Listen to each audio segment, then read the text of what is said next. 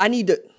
Can I deep cut you right quick? Actually, what before you do that, Okay. I'm gonna interrupt that train of thought one more time. Back to that the super chat with all those coaches that homeboy just named. Anybody that has a name already knows how much of a poison pit Texas is. The problem is that why would you ever leave there, assuming that you are making good money wherever you are, or you already have a good record, or you have an established place? Texas is not a landing spot for you. Like you said with Vandy and Texas being they share an office as the worst coaching spots in America. Amazing, one that you can't win at, and one that you'll have a hard time winning. Anyway, go ahead. Yeah, it's not the coach, dog. It's the culture of Texas. It's not the coach. It's never gonna be the coach, unless it's DKR and he was there forever. So with Alabama, the deep cut, right? You remember I was telling you last year how Derek Stingley Jr. is the truth, and he was the best corner in all of football, best defense back in all of football. Okay, and I got outvoted when it came time to vote on finalists and Paycom Jim Thorpe Award semifinalists and whatnot, because he's a true freshman. It's like, hey, we got to see some stuff, RJ. I'm like, but he's so good. You know who's so good this year? Malachi Moore.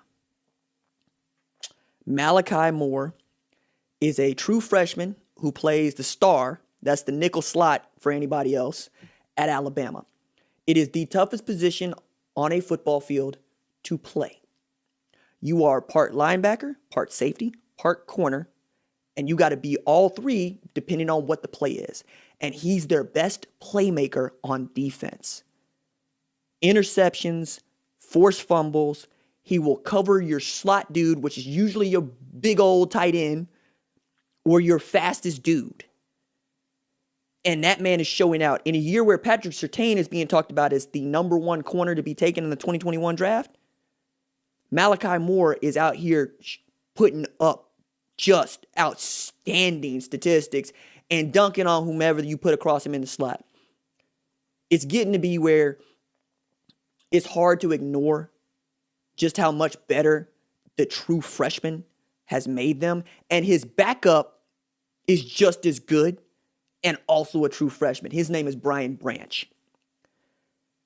I can't stand how good this kid is. And I can't stand that Alabama has a true freshman who can not only start right away, but can start right away on defense and beat his code. But then again, like, he would have to be, right? Because it's Alabama. Like, the number of dudes that they can just throw at you is stupid. And yet this is the dude that rises to the top. And he's just that cold. Yeah, like we're saying, like Alabama, because you can imagine that there's going to be a pretty good starting freshman safety star bandit at Marshall. I can believe that. But at Alabama, where they've been sharpening iron for 10 years straight, this dude has to be real good. And like, I'm doing my due diligence and whatnot. He had a high school defense coordinator who watched him at corner and said, nah, he can't play corner anymore. And they said, where you going to put him? Slot safety. Why? Because he's going to be in the middle of the field, and I think he can impact the game. I know he can impact the game. I need him to impact the game. But if you put him at slot safety, he's going to be playing like 9 technique and outside linebacker and safety. And yes, he is. He's going to be everywhere. And he took the playing slot corner and star in high school, which tells you a lot about what they were doing at his high school football program, right? Putting him in position to play this position right away when he gets to Alabama, because his defense coordinator said straight up, I want to use him like they used the star at Alabama. You know who else played the star at Alabama? Like D. Milner, a dude I thought was going to be the truth in the NFL and just wasn't. Like, I really did. I thought he was going to be. Yeah, no, it's tough. NFL stuff. We know that. Yeah, like, the dudes that play that position are just cold. Minkah Fitzpatrick, cold. Malachi Moore might be better than Minkah Fitzpatrick. Minkah Fitzpatrick won the Paycom Jim Thorpe Award in 2017 and can play 6 positions. I'm usually on cruise control when you have me here, but you said when he was better than Minkah Fitzpatrick, like, you made me gasp a little bit.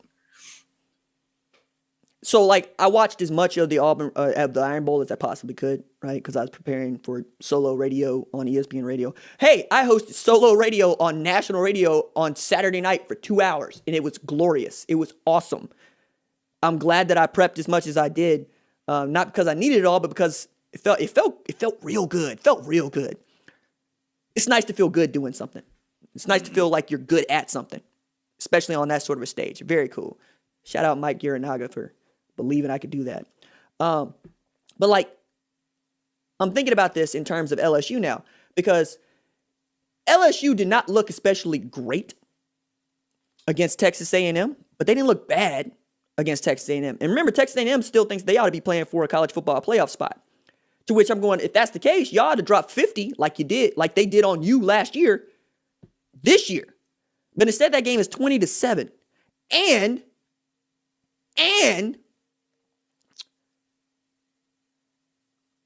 I can't believe it. And Alabama played 2 true freshman quarterbacks. Like they couldn't decide who was going to be worse, Max Johnson or TJ Finley. All while both of those dudes outplayed your senior quarterback, Kellen Mond, who was something like 11-23 for 104. Like, if not for Isaiah Spiller carrying the load, 141 yards, like 2 TDs, they might lose that game to LSU, who was not playing well. Like, Jabril Cox is getting into, Jalen Weidemeier's ear and making it duff, but I'm thinking there's pass interference going to be called one way or another sooner enough. Aeneas Smith, not Aeneas Williams. Aeneas Smith is nice. Man, we getting old. I pulled Aeneas Williams out. We are. I pulled out Southern. Aeneas Smith is cold. One of these dudes on offense that plays 4 positions.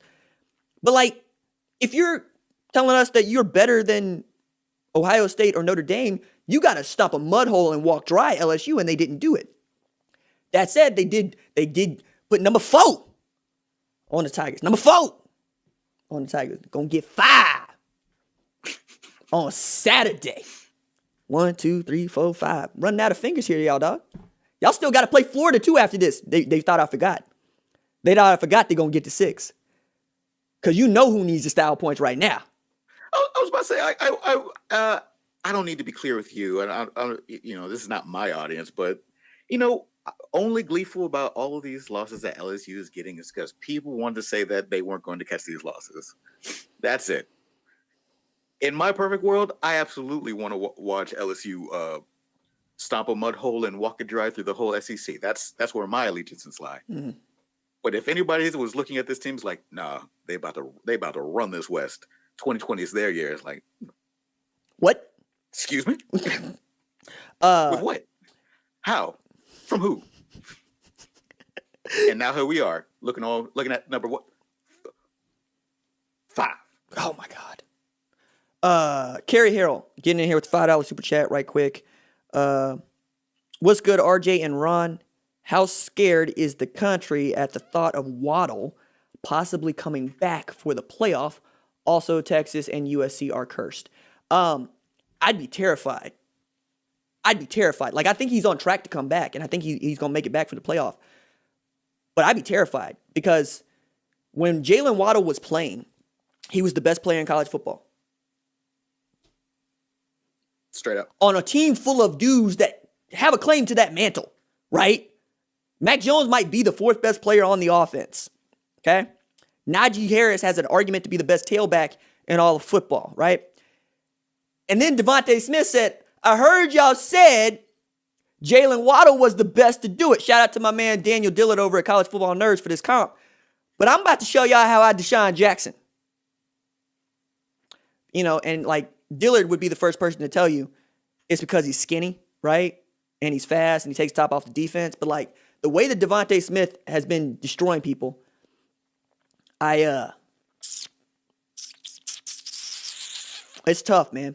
It's tough because I was about to say, if Devontae Freeman would probably be Smith with you. That dude played running back in the NFL. Right. Devontae Smith, pardon me. Devontae Smith would probably tell you that Jalen Waddle is the best to ever have done it. But look at me, I'm a problem. I can't. I would.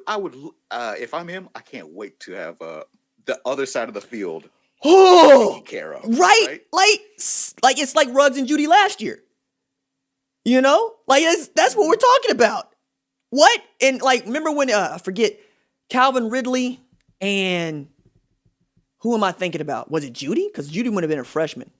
Not Jerry Judy. Oh goodness. Because like they just keep coming out of there. You know, it started with Julio Jones and it hasn't stopped. Like it's just ridiculous. So like, why are you looking that up? Like DeVonta Smith and Jalen Waddle are the best tandem in all of football. The second best tandem in all of football is Javonte Williams and Michael Carter. Those two dudes are averaging between them about 6.8 yards per carry. And if you make them one big tailback, they've rushed for about 1,700 yards in like 9 games. They've been stupid at North Carolina. You know, meanwhile, Notre Dame's defense is, I think, its calling card, even as most people can only name one dude on that defense. They just been stopping people. Man, that's gonna bug me. Who is that dude that was opposite? You're talking about Amari Cooper? Yes, thank you. Because Amari Cooper was destroying people until he got to the 2013 Sugar Bowl. Golly. And oh yeah, by the way, O.J. Howard. They got another O.J. Howard. Jay Billingsley is becoming another O.J. Howard. Like, that's the dude backing up Miller Forstall. And he's out there. Like I said, wait a second.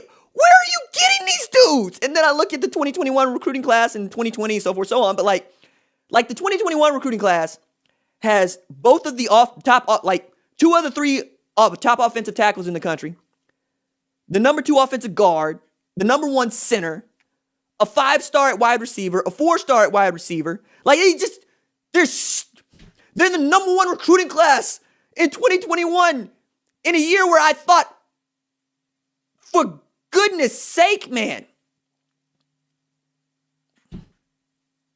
Who are these people? I think that's where we're gonna have to shut it down. Like I said, there's lots to talk about. I promise. More LSU dunking to come. Ron, you got a parting shot? Yes. If you don't wear a mask around people that don't live in your household, you don't care about them. There it is. If you like the videos, don't forget to like and subscribe to the YouTube channel. I upload a video every single day, most time, like several times a day, quite honestly. You can download this at the RJ Young Show podcast. If you have missed any of it, it's wherever you get your podcast. And I will talk to y'all in like an hour. Deuces.